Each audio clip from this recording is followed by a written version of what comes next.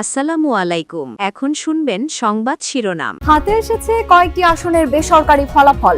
9টিতে BNP এবং 3টিতে জয় পেয়েছে জামায়াতে ইসলামী। সরকার গঠনে আশাবাদী দুই দলই। উচ্ছ্বাস উদ্দীপনায় ভোট দিলেন সারা দেশের মানুষ। দু এক জায়গায় বিচ্ছিন্ন সংঘর্ষের সাময়িক উত্তেজনা।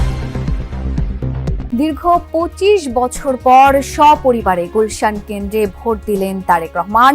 মিরপুরে নিজ আসনে জামায়াত আমিরের ভোট প্রদান। নির্বাচনের মাধ্যমে নতুন বাংলাদেশ গড়ার সুযোগ সৃষ্টি হয়েছে, ভোট দিয়ে বললেন প্রধান উপদেষ্টা। 1.5 বছর ধরে এই দিনের অপেক্ষায় জাতি। মন্তব্য।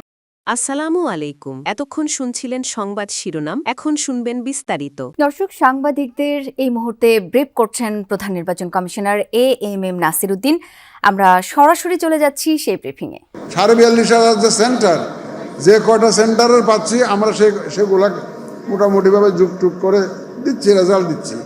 এই জন্য যত রেজাল্ট আসতে থাকবে এটা হেরফের হবেই।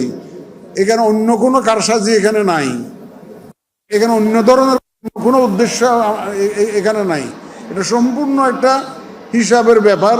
এখন আমরা শুধু যোগ বিয়োগ করে, যোগফল করে যে রেজাল্ট আমরা পাবো, আমাদের রিটার্নিং অফিসারের কাছ থেকে পাবো স্বাক্ষরিত, সেটাই আমরা কিন্তু আপনাদের সামনে ঘোষণা করব।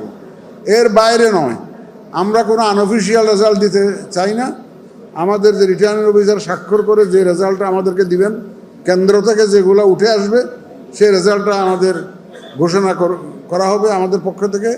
আমাদের সিনিয়র সেক্রেটারি মহোদয় ইতিমধ্যে অনেক রেজাল্ট পেয়ে গেছেন, অফিসিয়াল রেজাল্ট পেয়ে গেছেন। এখন আমি ওনাকে অনুরোধ করবো, এটাও আনঅফিসিয়াল, এটাও আনঅফিসিয়াল। অফিসিয়াল হবে কখন? যখন গেজেট করব আমরা, যখন গেজেট করব তখন that is the final official document. তা আমি আপনাদেরকে খুব মুবারকবাদ জানাই।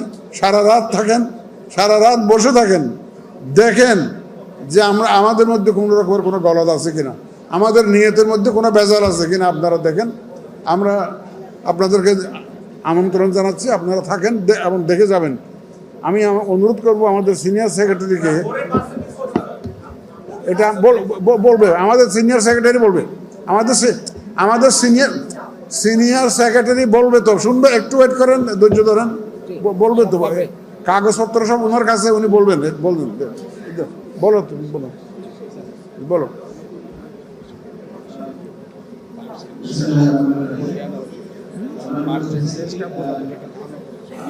না, ও জানবে না।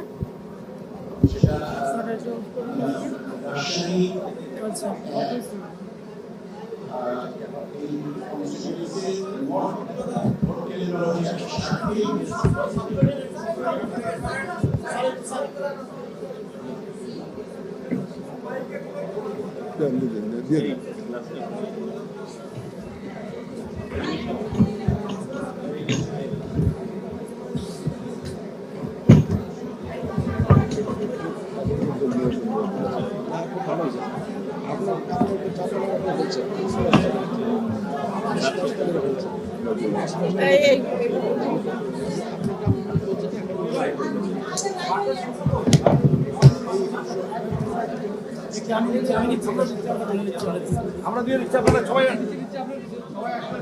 আমি দিয়ে দিচ্ছি,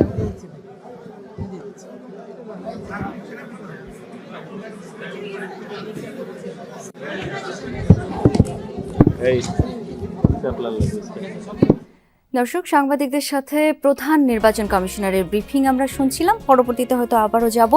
তবে এখন পর্যন্ত বেশ কয়েকটি আসনের বেসরকারি ফল আমরা পেয়েছি, সেটি একটু জানাতে চাই। এর মধ্যে বিএনপি 55টি, জামায়াত 21টি আসনে জয় পেয়েছে। কিশোরগঞ্জ 5 আসনে বিএনপির এক বিদ্রোহী প্রার্থী জয় পেয়েছেন। জেনে নেব কয়েকটি আসনের বিস্তারিত তথ্য। সাতক্ষীরা 4 আসনে 1,05,462 ভোট পেয়ে জয়লাভ করেছেন জামায়াত প্রার্থী গাজী নজরুল ইসলাম।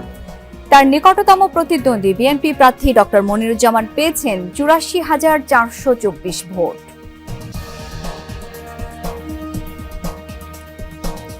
সুনামগঞ্জ 2 আসনে 97,790 ভোট পেয়ে জয়লাভ করেছেন বিএনপি প্রার্থী নাসির চৌধুরী। তার নিকটতম প্রতিদ্বন্দ্বী জামায়াত প্রার্থী শিশির মনির পেয়েছেন 57,858 ভোট।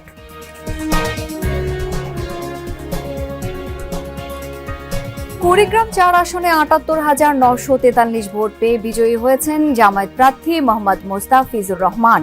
তার নিকটতম প্রতিদ্বন্দ্বী ইসলামী আন্দোলনের প্রার্থী আজিজুর রহমান পেয়েছেন 57,945 ভোট।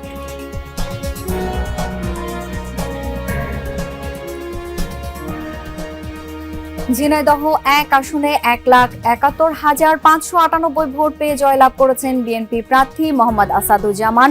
তার নিকটতম প্রতিদ্বন্দ্বী জামায়াত প্রার্থী আবু সালে মোহাম্মদ মতিয়ার রহমান পেয়েছেন 55,577 ভোট। রংপুর 1 আসনে 1,45,088 ভোট পেয়ে বিজয়ী হয়েছেন জামায়াত প্রার্থী রায়হান সিরাজি। তার নিকটতম প্রতিদ্বন্দ্বী ধানের শীষ প্রার্থী পেয়েছেন 69,407 ভোট। চট্টগ্রাম 3 আসনে 71,000 ভোট পেয়ে জয়লাভ করেছেন বিএনপি প্রার্থী মোস্তফা কামাল পাশা। তার নিকটতম প্রতিদ্বন্দ্বী জামায়াত প্রার্থী মোহাম্মদ আলাউদ্দিন পেয়েছেন 36,000 ভোট।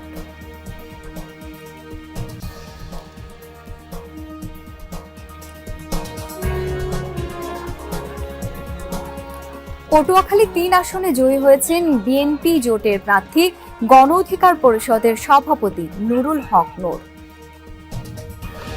কিশোরগঞ্জের 6টি আসনের মধ্যে 5টিতেই জয় পেয়েছে বিএনপি প্রার্থীরা। তারা হলেন মাজহারুল ইসলাম জালাল উদ্দিন, ডক্টর ওসমান ফারুক, ফজলুর রহমান ও শরীফুল আলম।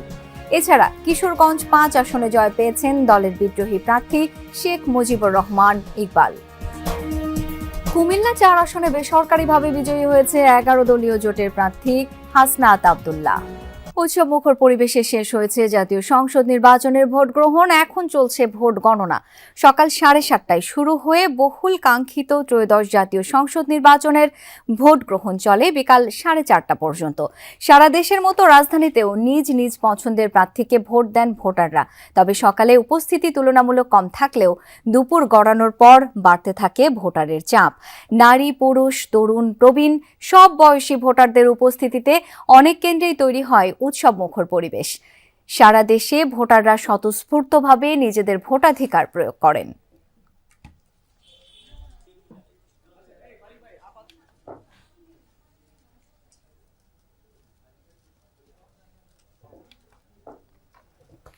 ব্যালট বাক্সের ভোটের পাশাপাশি চলছে পোস্টাল ভোট গণনাও। ত্রয়োদশ জাতীয় সংসদ নির্বাচন ও